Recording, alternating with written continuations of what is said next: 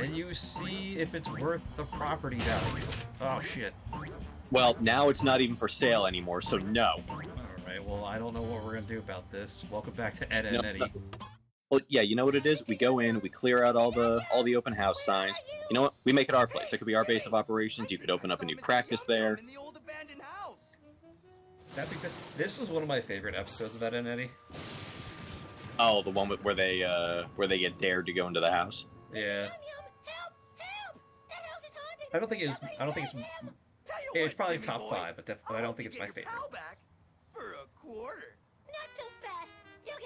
I had to appreciate the I guess the forethought on the Kanker sisters' part. True. Like how they planned out every little thing that the Eds were gonna do. Not only that, they had to prepare by being there. I mean, yeah. Not like they had much going on, but hey. They never do. I mean, like anything not having to do with the Eds is kind of, I don't even want to say secondary. It's like tertiary to the Kankers. Pretty much. Except for that ship in a bottle. It was very important to them. Right. What was the circumstances surrounding that? Like it belonged to like one of their family members or something? Mm. How would you know?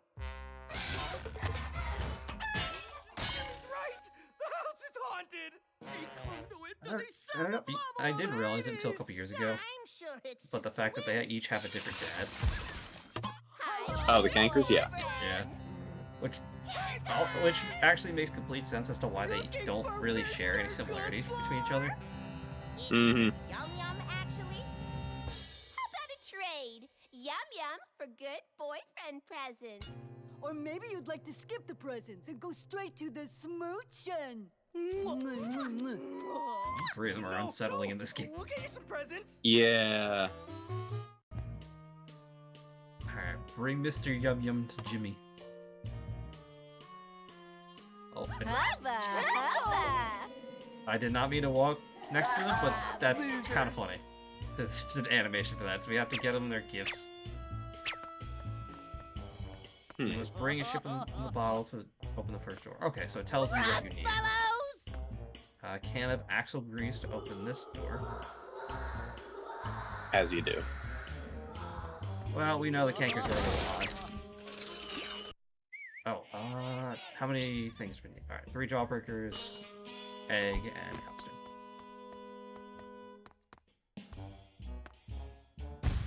I don't know why that looks suspicious of how bright it was.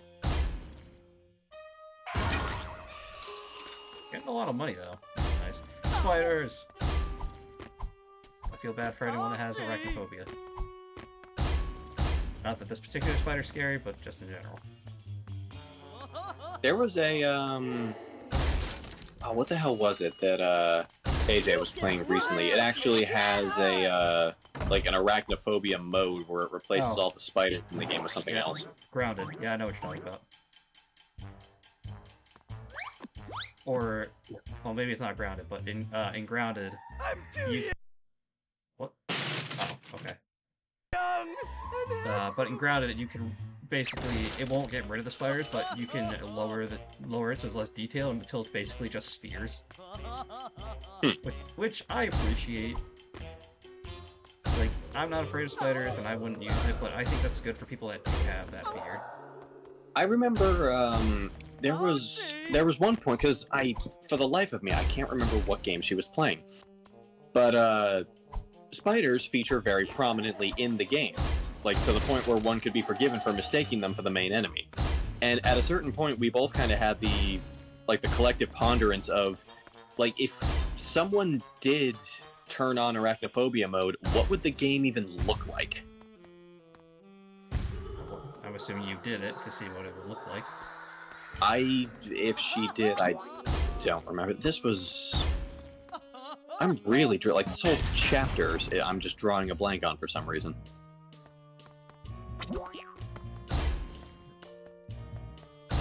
Alright, so I know I need like a trophy or something to put on that mantle.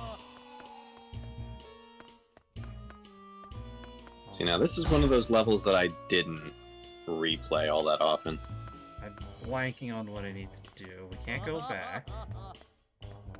So there's something around here. This is suspiciously bright, so I keep looking at it, but I feel like that's just a distraction to me. I'm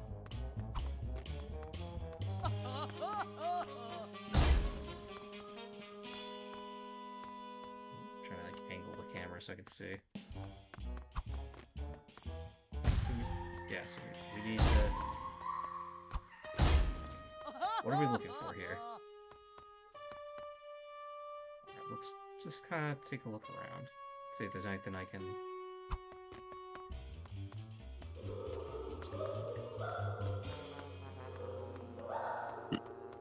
Alright, I'm clearly missing something here. What it is, I don't know. Oh wait, can I... Nope. Oh. My, intriguing. Okay, so...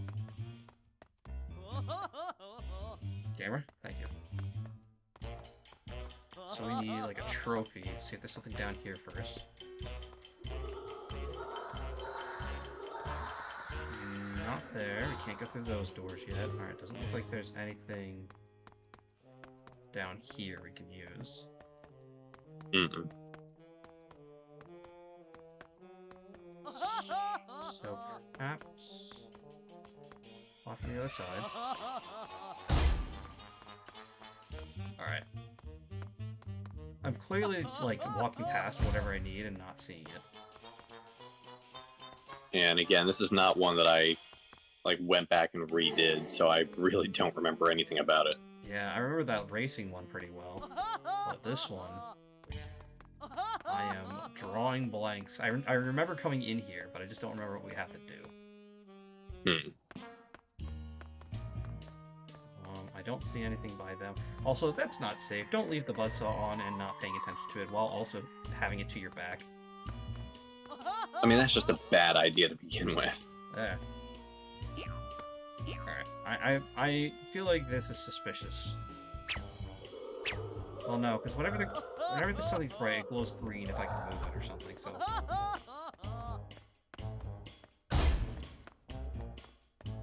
Oh, there it is. I couldn't... There must be something to put on... Yeah, I'm trying to get it down first. Oh, okay. And there we go. Yeah, I couldn't even see that, to be honest, until it was right there. It just looked like another stain on the wall. Color is very important when in design, people.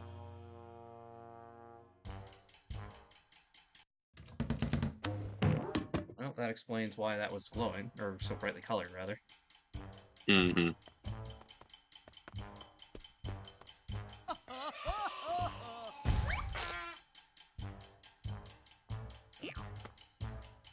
Ed walks really slow when he has to carry something. I forget if I had to, like, walk up to them with it, or if I had to, like, throw it at them. And I'm worried, because I know one will result in the bottle breaking, one might result in them trying to kiss me. Okay. One down. And I know the animation changes based off of, how many are there. That's interesting. It's a little bit. It's nothing huge, but I think it's neat. Mm-hmm. That's just something I remembered.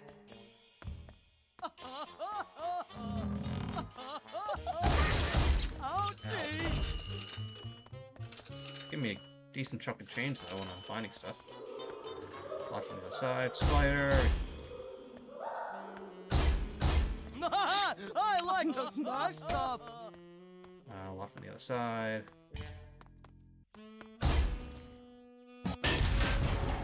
Is this a double D thing? Is this a rare occasion to use the trampolin?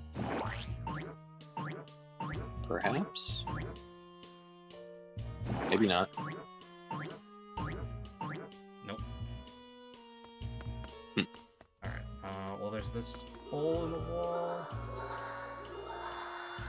Well, there's a jawbreaker, so we definitely... Oh, you know what?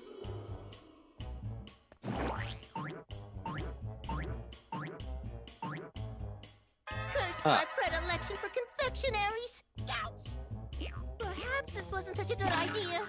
I mean, realistically, anyone that talks like Double D, I would really get annoyed by, but I kind of like that he talks like this, with all these big words and stuff, because everyone else is very simple. Mm-hmm. Yeah, he very clearly paints himself as the smartest guy in the room at any given time. Well, yeah. That's definitely more due to his parents. Oh. Okay, I can't use it on this side.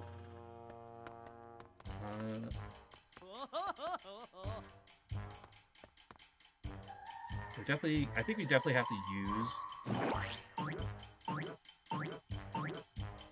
use it somewhere, maybe.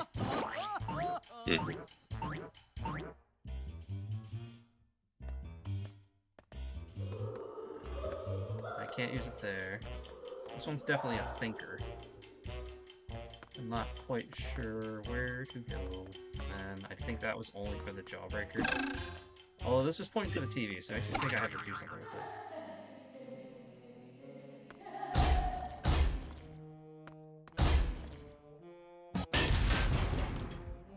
Maybe not. Maybe it's just distraction. Okay.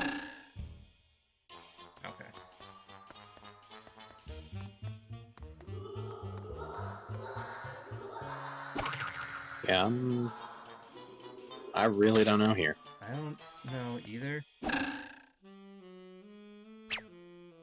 we need a stink bomb? I didn't think so, but I tried. Alright. Give it the old college try. Well, we got all these moves, we might as well give them a shot. Mm-hmm. No reason not to. I could be completely focusing on the wrong thing here, too, is the thing. So we walked in here. Yeah, that opened up, so...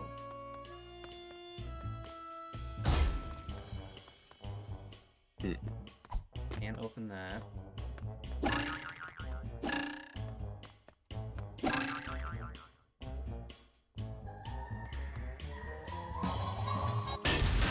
No, this wall looks suspicious.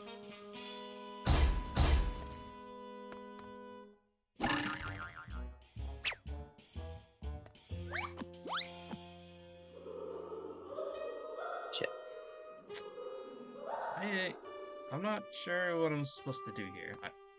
Apparently Kidney was just much smarter. I like to smash stuff. Hold on. I tried to angle the camera behind it to see if it would work. It didn't work. Because are we thinking there's something behind the bookshelf there? That's what it looks like, but it might just be like a weird design choice they made. Maybe batter at it? I tried that, it didn't work.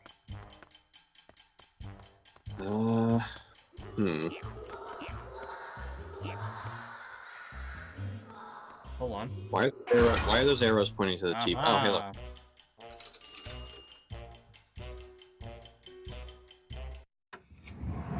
There we go. It was actually really well hidden. I was so focused on the TV, I just completely ignored that for a little bit. Not bad. Chicken! And so it was. Well, this one's fast.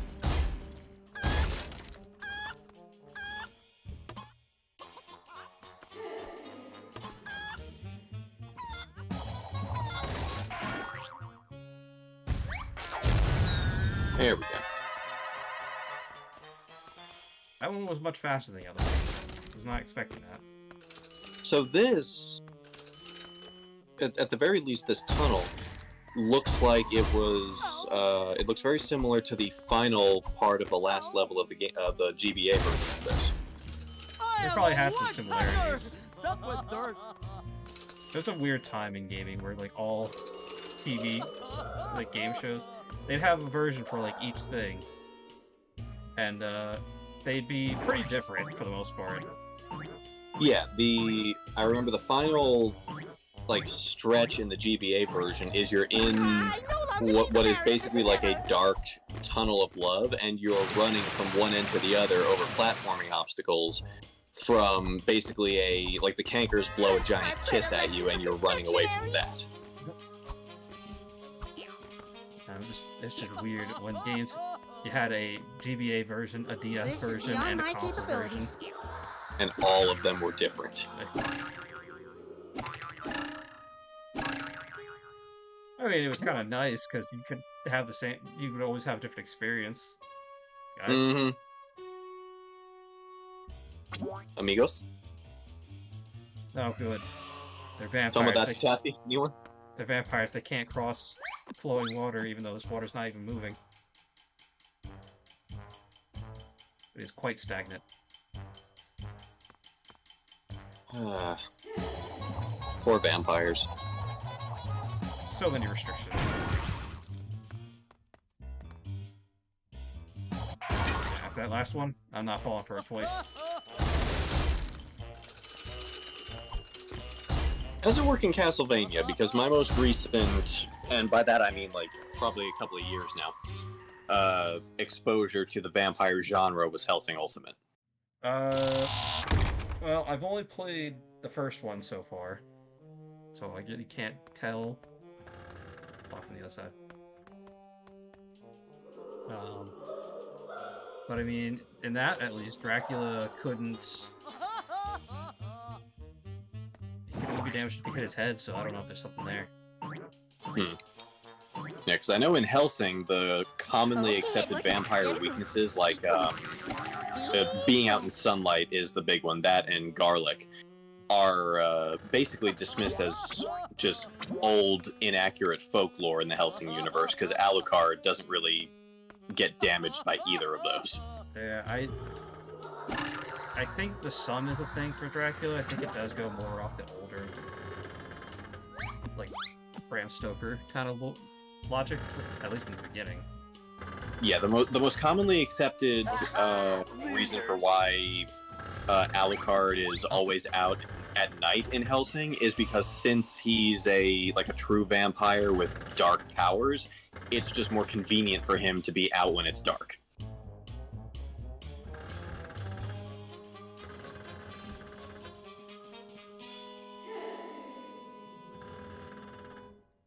God.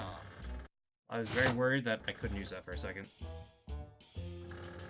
That said, I'd like to go back and rewatch the 2001 Hellsing anime. I watched it. It's weird.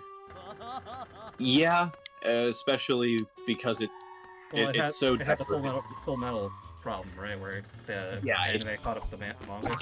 So they had see, that's the thing, though, is because the Major, and to a greater extent the Millennium Organization as a whole, already existed by the time the 2001 series came out. And there's even at one point, Luke and Jan Valentine even make mention to Blitz's unit, which is a direct reference to Zoran Blitz.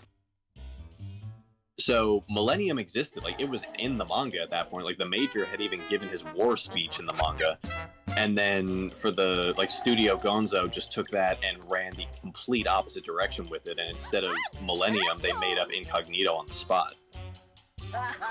Losers. Well, I don't know. Maybe there's some weird communication thing. I have no idea. I mean, at the end of the day, I don't dislike the original series. No, I don't think it's bad. It's just weird. I like how it, and this might be a weird thing for me to pick up on. It focuses a lot more on Hellsing as an organization. You can hide, but you can't hide. Because in the manga and Ultimate, you get it it's this clandestine branch of the British government, deals with supernatural shit, yada yada yada, whatever. That's really all that it's looked into. In the 2001 series, you get it there's bureaucracy and there's these holes we have to jump through, and we have all of these operatives, and these are how the non-vampire members of Hellsing go out and hunt monsters. They actually built the organization and made it functional. They put a lot of emphasis on, I forget the dude's name, but there was the character that was in there and not in the main show. Or in the can't remember his name. Wait, you mean the guy who was in the main, or was in the manga and Ultimate but not in the 2001? No, he was in the 2001. He wasn't in Ultimate. Oh, Incognito, the villain. No, not him. No? He was like a sergeant dude. Oh, uh, Ferguson. It was something son. Yeah, it was just weird because he was such a big like, character in the first one, but that he was nowhere to be found in. Well, yeah, because he was the one who, rather than Alucard, he was the one who predominantly handled Ceres's training when she first joined Hellsing. Yeah. I like both, but I think Ultimate's better.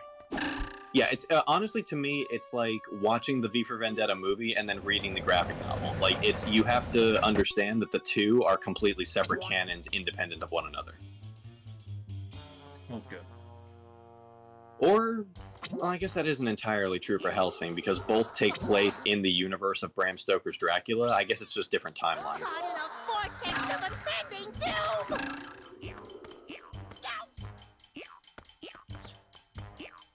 Either way, there is one consistency that both 2001 and Ultimate nailed pretty much across the board. Which is? You don't fuck with Count Dracula. Pretty much. And he was kind of like nerfed in the original. He didn't really do too much. Well, because in the original, you don't really get that reveal until the end, when Incognito finally realizes just who the hell he's dealing with. I feel like... And even then, it's just a lightning flash where you see Vlad the Impaler's face over Alucard's for a second, and then Incognito shits a brick. Yeah, I feel like that, not a huge reveal, to be honest, though. No, I mean, anyone can look at it and realize, oh yeah, it's just Dracula spelled backwards, but... Alucard sounds cooler than Dracula, though. It does. And since I've been exposed to Hellsing for so long, like, even going back now and, like, rereading or rewatching the old Dracula movies, I still think Alucard is cooler. Yeah, I mean, that's why most people love Castlevania Alucard. In that version, Alucard is Dracula's son, right? Correct. He's his son, half human. Well, at least in the TV series, I'm pretty sure it's the same in the movies, but he's half human, half vampire. Right, the progeny of Dracula and his human lover / wife. Yes. Did you watch the anime version? I saw the first episode when AJ and I had a friend over, and I forget why we stopped, but I'm familiar at least with the premise, how Dracula was convinced by that woman to basically, you know, live in peace, kind of away from the public eye, but then, you know, the mob rose up, killed her, and Dracula decided, okay, not a single one of you is worth saving. Yeah, you get 1 year to make your peace and leave and apologize, and they didn't do it. Mm-hmm. It was really good. I really liked watching it. Yeah, I'd be definitely down for going back and, like, not only rewatching the first episode, but indulging the entire series. You would probably like it. Probably. I've got a bit of a soft spot for shit like that. It's surprisingly well written, honestly. Like, I was kind of caught a bit. It's very... I don't know how to explain it, really, because I'm not very good at this, at explaining these kinds of things. But it definitely humanizes these characters that, like, some of the... You basically, like, what you get with the characters, some become more human from a monster perspective, some become more monstrous, and some monsters just become more monsters. It's nice, and it goes into a lot of different psyches, because they all have different views on things and the way things work. And see, that's where, and that's one of the main reasons I like Hellsing 2001 does it a little bit, but it's mostly the main, like, the manga and Ultimate that do it better, is the juxtaposition between Alucard and the Major. Because Alucard is a man in a monster's shell, and the Major is a monster in a man's shell.